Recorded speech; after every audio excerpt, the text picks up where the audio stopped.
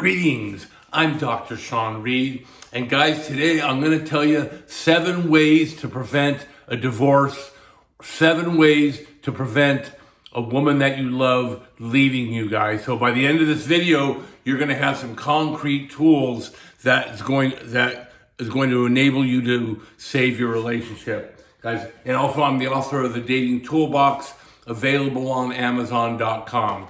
All right, guys, so let's get down to the subject.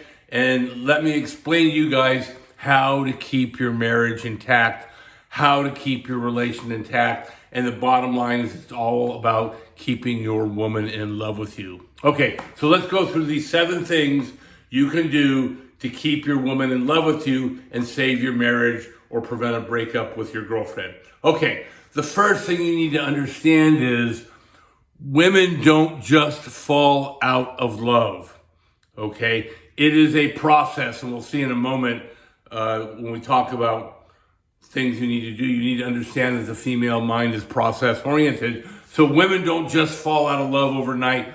They fall out of love in stages. That's why I like to use love. I like to view love. I like to quantify it on a what I call an interest level scale. So if a woman's interest level is 92% in you on a scale of 1 to 100, that means she's madly in love with you. That means she'll rob banks for you. And often when relationships start, a woman's relationship is extremely high. And over time, what happens is men do little things that drop that interest down. And what happens is over time, interest level drops. And men kind of sense that something's going on, but they don't know what to do about it, or they start doing the wrong things.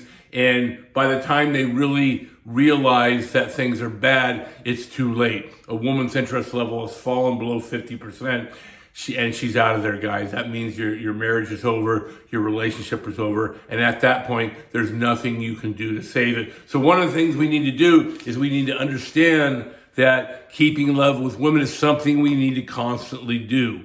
Okay, and again, in a moment I'll talk about how the female brain is different than the male brain. Men think that we go out and we accomplish a task and then we move on to another task. And unfortunately, guys, that's not how the female brain works. The female brain is process oriented. So to maintain your marriage, you constantly have to do the little things to maintain it. And again, like I said, we're going to talk about this throughout this video. But before I talk about these things you need to do to save your marriage, the first thing you need to understand, and this is so important, I put it number 1 on the list, is the importance of selection. Okay? Unfortunately, guys, most women today are not marriage material. They're not long-term relationship material. So unfortunately, a lot of guys get into relationship with women, and with these women, guys, there's nothing you can do to have a successful relationship. It's just impossible. It's not possible to have a relationship with some of these women. So you have to understand that from the beginning. A lot of guys have gotten into bad relationships, and there's nothing you can do to save it. You've gotten a rotten apple. Okay, so that's number 1 on the list. You have to understand that. Okay. Number 2 on the list is you have to understand these brain differences. I just talked about this a moment ago. The female mind is process oriented. Okay. It's not like the male mind, which is problem solution oriented. And this fact is illustrated through modern brain imaging. And we know for a scientific fact that female brains look different, operate differently than men's brains. So you have to understand how the female brain works. And I just talked about this in a moment. It's process oriented. Women fall out of love in stages. So you need to know how to manipulate and to work with a process oriented brain, which always doesn't make sense to us, guys, because we're not designed that way. Okay. So an example I give is a great example I give of this, and a way you can keep your woman in love is to work with this process. So for example, when my wife wants to come home and talk about her day, which pretty much is every day, she is working through the process to come to her decisions. Now, what'll happen with men is we're not like that. A man will think about a problem and then he'll get to the end of his process And then he'll ask a friend, hey, Joe, hey, Steve, what should I do about this? Women aren't like that. They work through they're talking to you about a problem is their way of working through the process. And if you jump in and try and solve that problem, it pisses them off and you lose love points. So every day you lose a love point because you try and jump in and interrupt your wife while she's working through her process, when all you got to do, guys, is just sit back and listen. Oh, really? What was that like for? Let her work through the process. And every day you're going to be winning love points. So yeah, you may only win 1 point, but that's on a daily basis. So she comes home 5 days a week and she wants to talk about her day. There's 5 points, guys. That's 5 points a week. That's 20 points a month. That's a great way to keep your wife in love with you. So we have reason number 1, the importance of selection. Reason number 2, understand the brain differences in women. Reason number 3, this is huge. I kind of would like to put it higher on the list, but I'm putting it at number 3, but it's very important, and that is challenge, guys. You need to be a challenge with your wife. What happens very often when relationships start to go bad, men sense that something is happening. They know something's wrong, but they don't know what to do about it, so they freak out. And what they start to do, they start to call their wives. They start to get their wives flowers.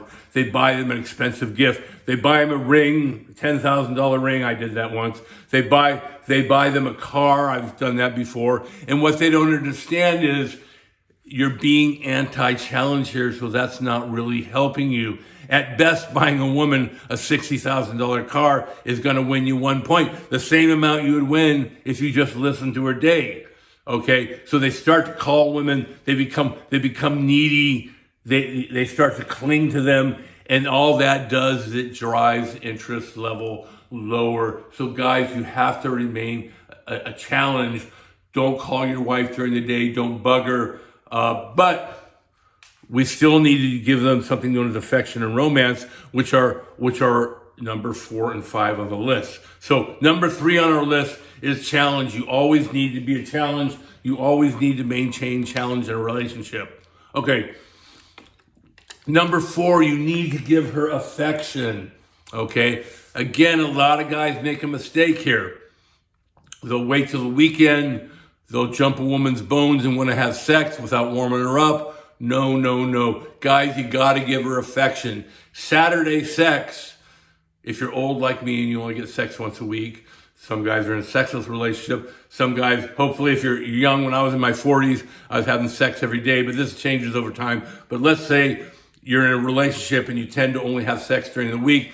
You don't start warming your wife up on Saturday. You start on Monday. So give her some affection, give her some romance during the week. That's why I always, when my wife comes home, I listen to her day, I cuddle with her, I kiss her, we have a little makeup section. That's going to keep her in love. So give her that affection, guys. When I say to be a challenge, it doesn't mean to be an a-hole. It means to limit your contact. But when you do have contact with her, make sure it raises her interest level, and affection does exactly that. Okay, so hugging, kissing, Monday, Tuesday, Wednesday, give her that during the week, guys, and you're gonna, obviously you're gonna have some good sex. It may happen earlier in the week. When I was younger, I would kiss and give my wife affection on Monday, and we'd have sex on Monday. I'm almost 63 years old, so sex is less often than it was, but depending on where you are in your relationship. But no matter what, no matter where you are in a relationship, whether you're in that honeymoon period